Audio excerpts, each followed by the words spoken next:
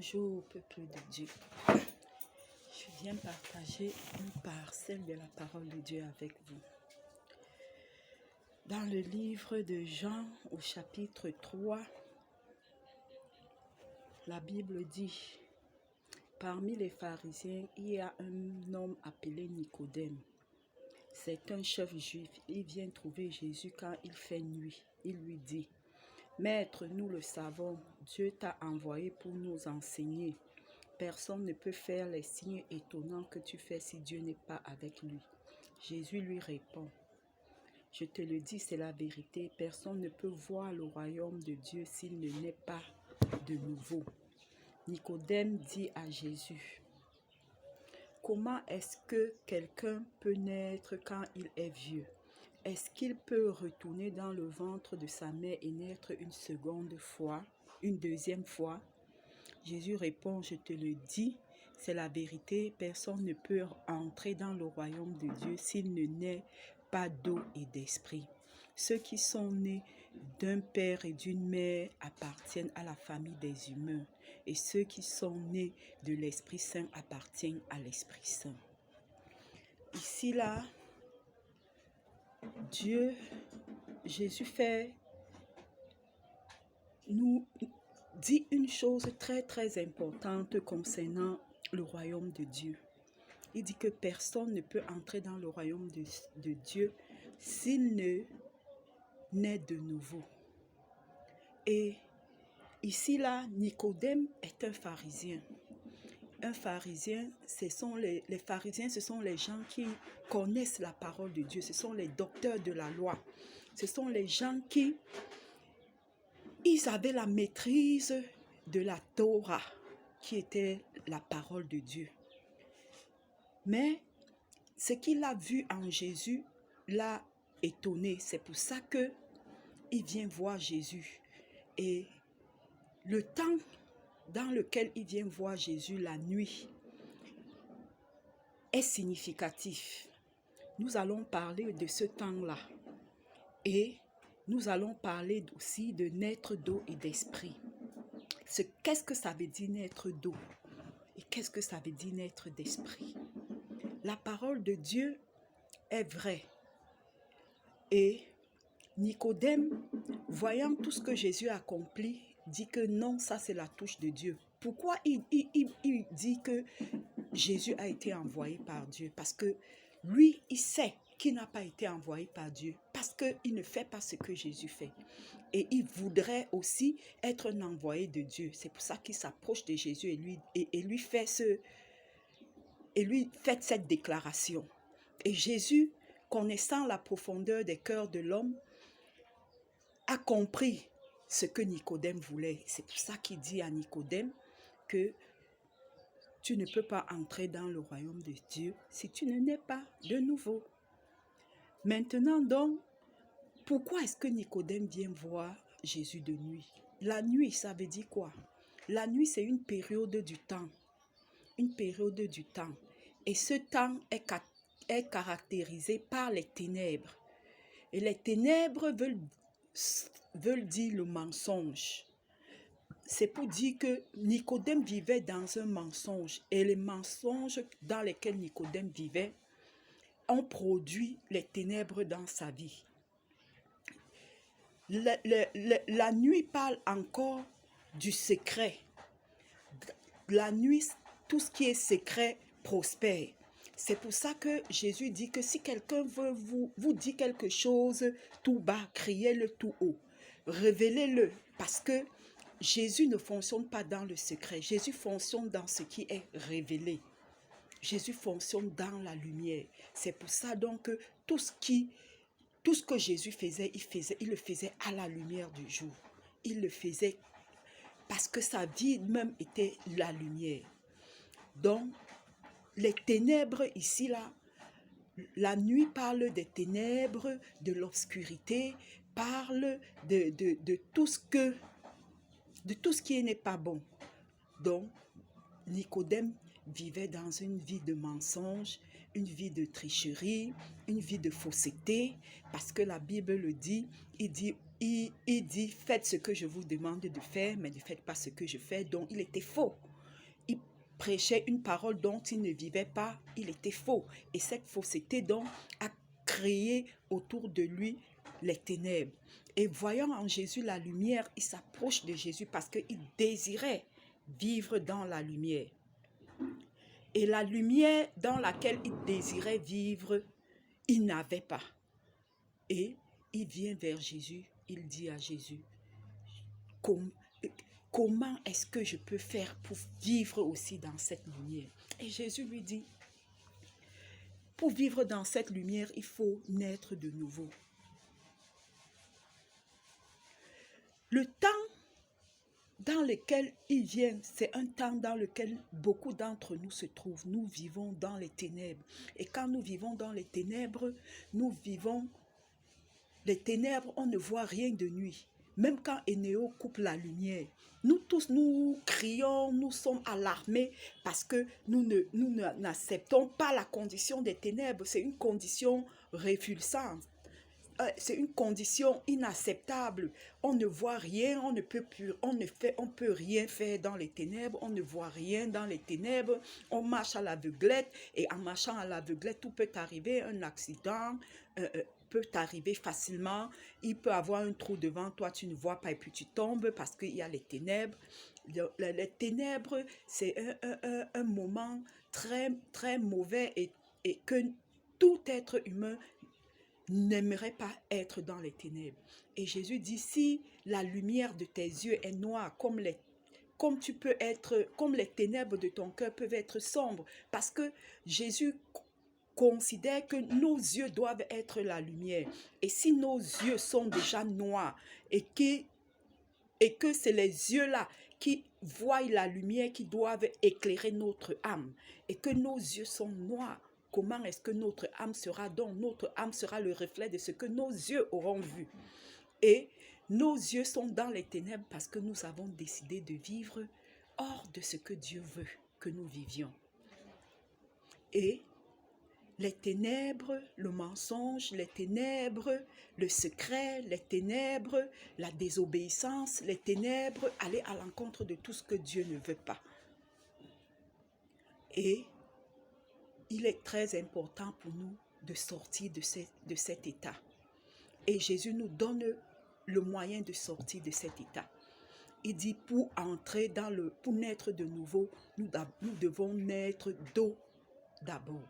Et naître d'eau ici fait référence à l'amour de Dieu. L'eau, c'est la manifestation de l'amour de Dieu. Jésus veut dire à Nicodème que pour que tu vois le royaume de Dieu, il faut d'abord que tu reçoives l'amour de Dieu. Et comment est-ce que l'on reçoit l'amour de Dieu? Jésus, plus bas dans ce chapitre 3, au verset 16, dit que le royaume de Dieu, que Dieu a tant aimé le monde qu'il a donné son Fils unique. Donc, la manifestation, pour que nous entrions dans l'amour de Dieu, nous devons recevoir le Fils de Dieu qui est Jésus-Christ. Jésus est la manifestation de l'amour de Dieu. C'est Jésus que Dieu a envoyé dans le monde pour montrer combien il aimait le monde. Il a envoyé son Fils unique afin que quiconque croit en lui ne périsse point, mais qu'il ait la vie éternelle. Parce que croyant en Jésus-Christ, la mort qui était dans notre vie disparaît pour que la lumière apparaisse. L'amour de Dieu est capital. Et le monde aujourd'hui souffre parce qu'il manque l'amour. Il manque l'amour et le manque d'amour a causé beaucoup de gaffes dans nos vies. Nous marchons dans les ténèbres. Nos foyers sont dans les ténèbres parce qu'il n'y a pas l'amour. Beaucoup ont cherché l'amour dans les biens matériels, dans les positions, comme Nicodème. Nicodème, il avait une haute position. Une position, on pouvait dire qu'il était un cardinal parce qu'il connaissait la parole de Dieu. Il était ancré dans la parole de Dieu, mais il n'avait pas l'amour de Dieu et ça avait fait que sa vie n'avait pas de sens.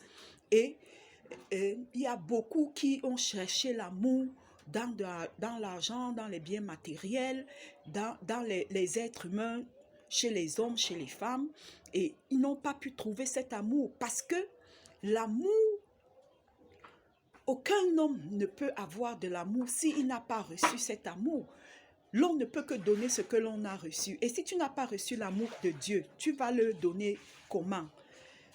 Nos parents n'ont pas su aimer. C'est pour ça que Jésus dit ici, là, il dit ce qui est né de l'être humain est que de l'être humain. C'est pour dire que mon père et ma mère, ils m'ont conçu de manière charnelle.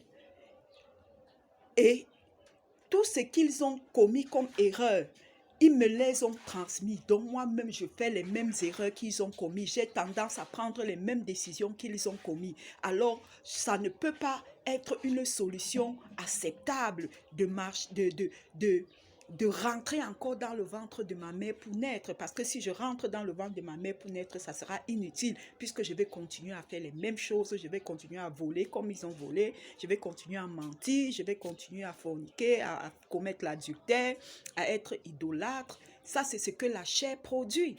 La Bible le dit dans le livre de Galates. Les œuvres que la chair produit, l'ivrognerie, Galates 5, hein, l'ivrognerie, toutes sortes de vices dont la chair n'apporte rien de bon. Et tout cela, c'est parce que nous avons eu un manque d'amour et ça a créé tellement d'accidents dans nos vies. Et Jésus donc vient comme une réponse à notre demande. Dieu envoie Jésus comme la réponse que tous ceux-là qui veulent recevoir l'amour de Dieu, ils doivent d'abord recevoir Jésus. Dans le livre d'Apocalypse, la Bible dit que Jésus se tient à la porte de nos cœurs, il frappe. Si nous entendons sa voix et nous répondons à son appel, il va entrer et souper avec nous. C'est un appel et chacun peut recevoir cet appel ou peut refuser l'appel. Mais Dieu est en train de lancer l'appel. Il dit, celui qui veut l'amour doit recevoir Jésus. Car Jésus, c'est le don que Dieu a donné à l'humanité en preuve de son amour. Et ça, c'est l'aspect invisible de l'amour de Dieu, parce qu'aujourd'hui, on ne voit pas Jésus. Il n'est pas en train de marcher au milieu de nous. C'est pour ça que je dis que c'est l'aspect invisible de l'amour de Dieu, parce qu'on ne voit pas Jésus, on le reçoit et il entre dans notre cœur, parce que Jésus est un esprit.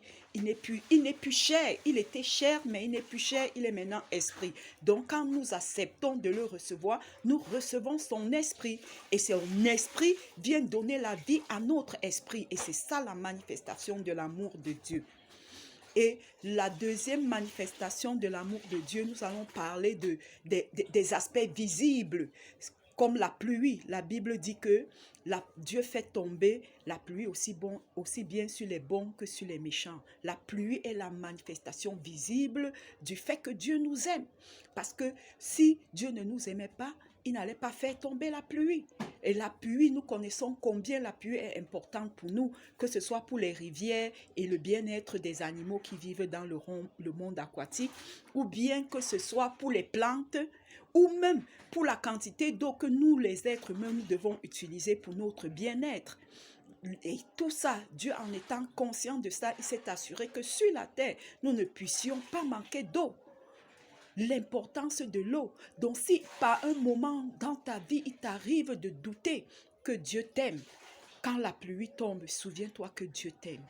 Souviens-toi que Dieu t'aime et que ça, ce n'est qu'un aspect, une parcelle de l'amour de Dieu envers toi, la pluie. Et qu'il y a un autre amour qui est plus grand, qui est Jésus. En dehors de la pluie, nous avons le soleil. La Bible dit que Jésus est le soleil levant. Le soleil est aussi d'une importance capitale pour le bien-être de l'homme. J'allais oublier un élément très important. L'eau, la lumière que nous utilisons trouve son énergie dans l'eau. Donc, il est très important que nous sachions l'importance de l'eau et de la lumière. Ce sont deux éléments très importants. Si tu veux être dans la lumière, tout pays sait que pour demeurer dans la lumière, il faut trouver sa source, il faut puiser son énergie de l'eau. Et l'eau est importante. c'est pour dire que Dieu s'assure même que nous ayons toujours l'énergie là qui va générer la lumière pour que nous soyons toujours dans la lumière de manière physique. Nous avons aussi besoin donc d'être dans cette eau spirituellement qui est l'amour de Dieu pour qu'il y ait toujours la lumière dans notre être spirituel. Parce que l'amour de Dieu est la source génératrice de la lumière. Si nous ne voulons plus marcher dans les ténèbres, nous devons accepter cet amour pour que notre être marche dans la lumière. Donc le soleil, on parlait du soleil aussi, mais on disait combien le soleil est important. Important pour la croissance des plantes, important parce que le soleil a la capacité, le soleil est riche en potassium, en magnésium, en calcium, et quand il entre en contact avec les plantes, il les fortifie de cet élément. Et quand nous consommons ces plantes, nous fortifions notre être physique. En dehors de ça, le soleil est régénératrice aussi pour notre corps. Je me rappelle un moment quand j'ai accouché ma fille et on a dit qu'elle était jaune. Et les mamans m'ont dit que ce qui soigne ça, c'est le soleil qui sort tôt le matin, le premier soleil. Quand il prend, on met l'enfant, on pose l'enfant sur le premier soleil et ça soigne. Et ce soleil avait soigné l'enfant. Donc ce soleil avait atténué la peau et avait fait que la peau retrouve sa couleur normale. L'importance du soleil, c'est que le soleil peut faire dans la vie des hommes. Et c'est pour ça qu'il est important, chaque fois que le soleil se lève, si nous doutons que Dieu ne nous aime pas, pensons, quand nous voyons le soleil, nous devons nous souvenir de que c'est l'amour de Dieu pour nous. Nous devons nous souvenir que c'est un signe qui nous montre que Dieu nous aime et qui ne nous a jamais abandonnés. La pluie, le soleil. Et le troisième élément physique, c'est le souffle de vie. Nous ne connaissons pas comment nous nous couchons pour dormir et ni même comment nous faisons pour nous réveiller le matin. Et le mécanisme que Dieu emploie pour nous endormir et pour nous réveiller le matin montre ici là que il nous aime. Chaque matin, il renouvelle son amour envers nous. Chaque matin, il renouvelle sa bonté envers nous par le souffle de vie. Et c'est pour cela donc que nous n'avons pas à douter. Nous n'avons plus à douter de l'amour de Dieu. Nous devons croire que l'amour de Dieu est là. L'amour de Dieu est présent avec nous. Il nous accompagne partout où nous allons, tous les jours, à toutes les minutes, à toutes les secondes. Le mensonge est de croire que Dieu ne nous a jamais aimés et qu'il n'est pas là. Dieu est là. Il nous aime et d'un amour profond. Si toi, tu m'écoutes et il te manquait cet amour, je te demande de le recevoir maintenant au nom de Jésus. Jésus aussi nous a manifesté un amour qui est important et qui est capital. Parce que Dieu pouvait l'envoyer sur la terre, il vient et il refuse sa mission parce qu'elle était une mission difficile. Mais Jésus, par amour pour nous les hommes, a décidé d'aller mourir sur la croix. Et ça, c'est une grandeur de la manifestation que Jésus a, de l'amour que Jésus a eu pour nous. Jésus nous a aimés. Partout où nous allions mourir parce que nous avions péché. Là, il a montré. Puis il a dit, qui voulez-vous que je vous donne, je vous relâche aujourd'hui? Jésus, le roi des Juifs ou Barabbas? Et le peuple dit Barabbas. Qui avait péché? Barabbas avait péché. Barabbas avait commis toutes sortes d'abominations. Barabbas avait commis toutes sortes d'atrocités dans le pays.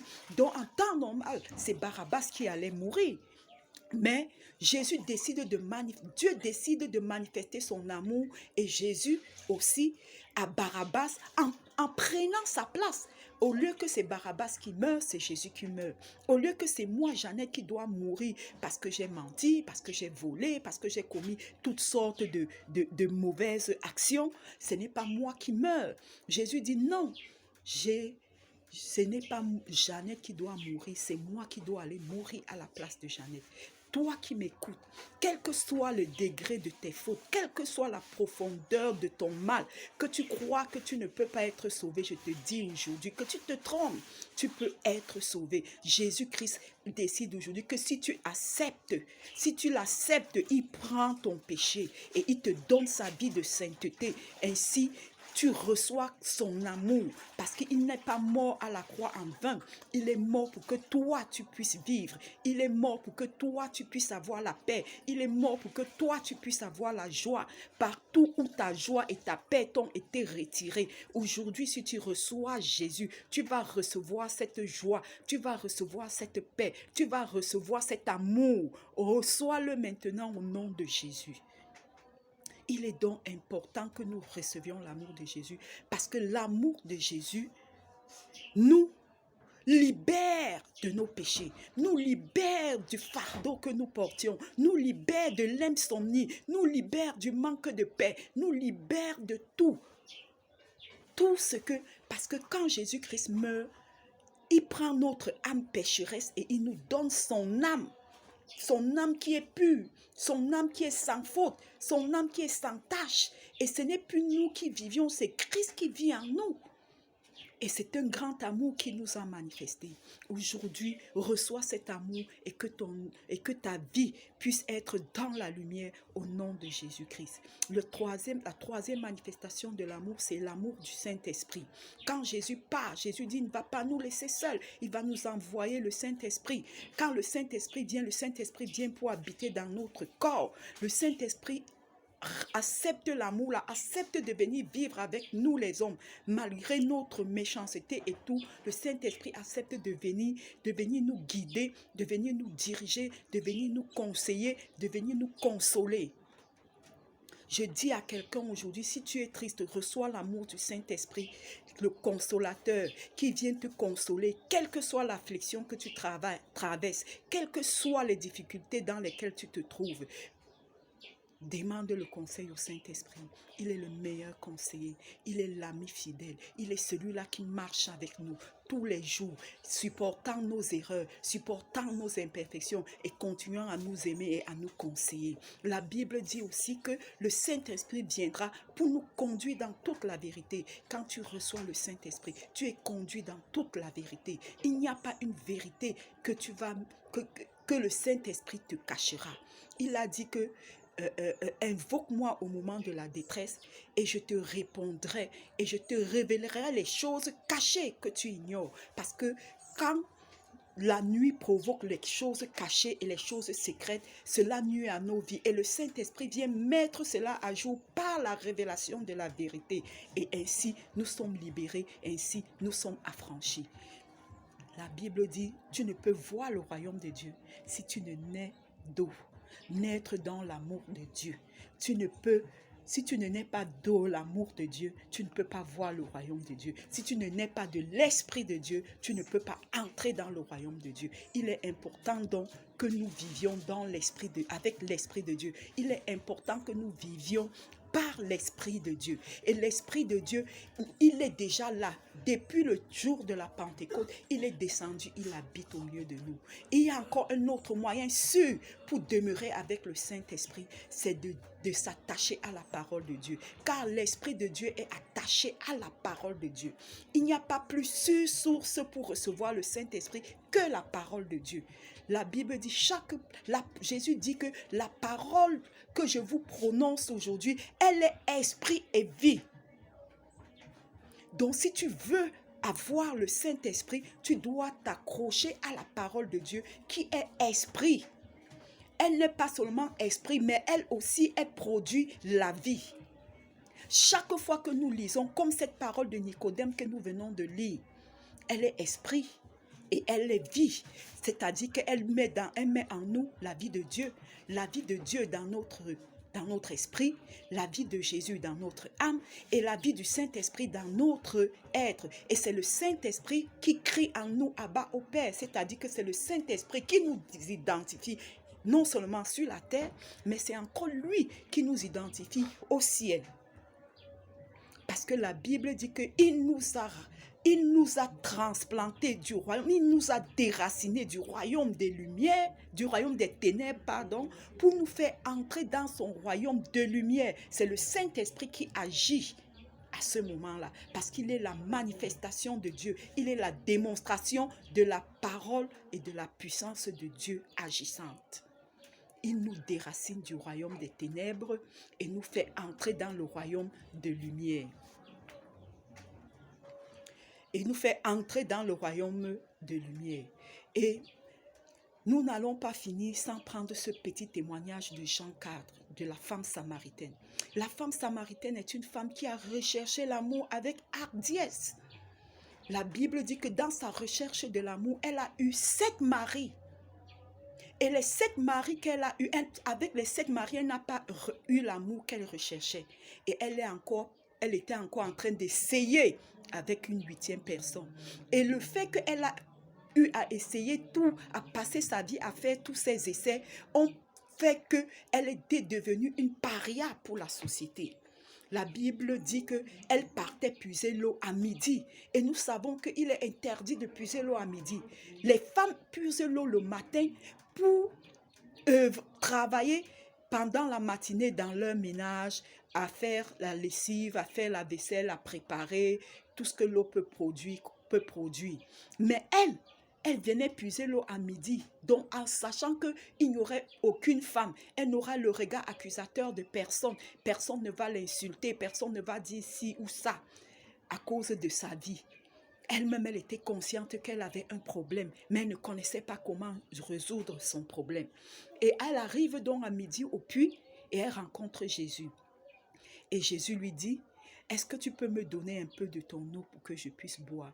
Et la première question qu'elle dit à Jésus, mais il n'y a pas de relation entre les Juifs et les Samaritains. Elle vient ici là avec un problème de tribalisme. Elle vient avec un problème de tribalisme. Le manque d'amour provoque en nous le tribalisme.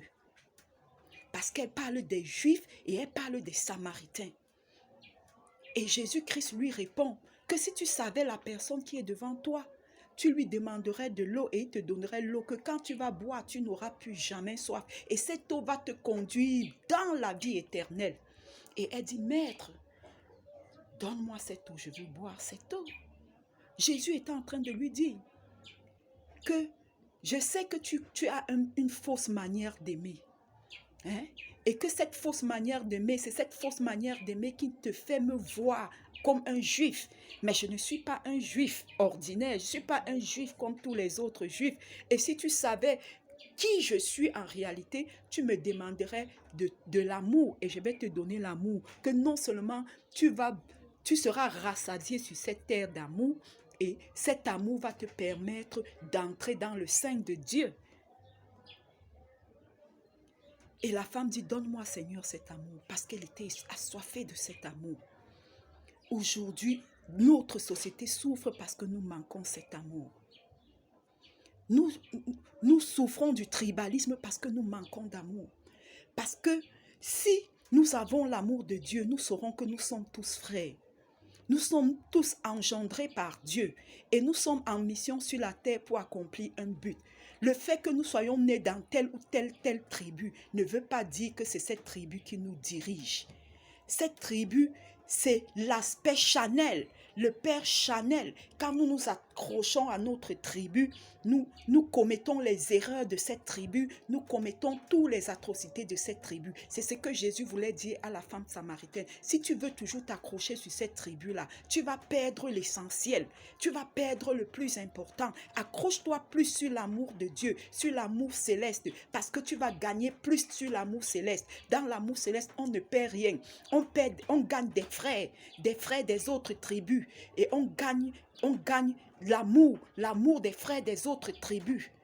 Peut-être que Dieu avait décidé que le mari de cette femme devait être un juif, mais à cause de la haine dans son cœur pour les juifs, elle a passé sa vie à marcher d'homme en homme, cherchant l'homme qu'elle va épouser à cause du tribalisme qu'elle avait dans son cœur. Si toi tu m'écoutes aujourd'hui et que tu es tribal, je te conseille au nom de Jésus de marcher dans l'amour de Dieu et de marcher dans la vérité de Dieu pour que ta vie puisse exploser de tous les côtés, Parce que les hommes et les femmes des autres tribus que Dieu a mis à tes côtés, ce n'était pas un hasard, c'est pour qu'ils impartissent ta vie de quelque chose qu'ils ont que toi tu n'as pas. Donc reçois aujourd'hui l'amour de Dieu pour que tu aies la capacité de vaincre le tribalisme au nom de Jésus-Christ. Et l'amour Jésus dit encore à cette femme, va m'appeler ton mari. Elle dit qu'elle n'a pas de mari. Ah, Jésus lui dit que moi ici, tu as dit la vérité. Et parce que tu as dit la vérité, tu seras sauvé. Apprenons à être vrai avec le Seigneur. Ne disons pas à Jésus que tout va bien quand tout va mal. Dis à Jésus, ça ne va pas. Jésus, je manque d'amour. J'ai soif d'amour. Oui, j'ai cherché l'amour là chez les hommes. Et les hommes m'ont déçu. Ils ont brisé mon cœur. Viens aujourd'hui dans mon cœur et remplis mon cœur de cet amour. Viens aujourd'hui dans ma vie et remplis ma vie de l'amour. Et quand tu reçois cet amour, ta vie ne sera plus pareille. Ta vie ne pourra plus être pareille, car tu as reçu la lumière de Dieu. Tu ne vas plus marcher dans les ténèbres, tu vas marcher dans la lumière, car l'amour de Dieu, c'est la lumière de Dieu. L'amour de Jésus, c'est la lumière de Jésus. L'amour du Saint-Esprit, c'est que nous sommes éclairés. Le Saint-Esprit, s'il y a danger, le Saint-Esprit va te dire, ne prends pas cette voiture, prends plutôt, attends, ou ajourne ton voyage d'un jour, parce que tu marches dans le Saint-Esprit. Les calamités qui touchent ce monde ne te toucheront pas, parce que le Saint-Esprit, qui connaît ce qui va se passer avant que cela ne se produise, saura te mettre à côté. Il va te mettre à côté, il va t'épargner, il va te dire, lève-toi aujourd'hui, va à tel endroit, parce qu'il sait qu'il y a une calamité qui va arriver là où tu seras. Le Saint-Esprit va t'épargner. Si tu décides de recevoir l'amour du Saint-Esprit, tous les mal, toutes les mauvaises actions qui se produisent dans ce monde ne t'arriveront pas, parce que le Saint-Esprit verra cela avant que cela ne prenne place, et il va te mettre de l'autre bord. Il va te mettre de l'autre bord. Nous étions surpris parce que nous n'avions pas l'amour du Saint-Esprit et toutes choses pouvaient arriver. Mais quand nous avons l'amour,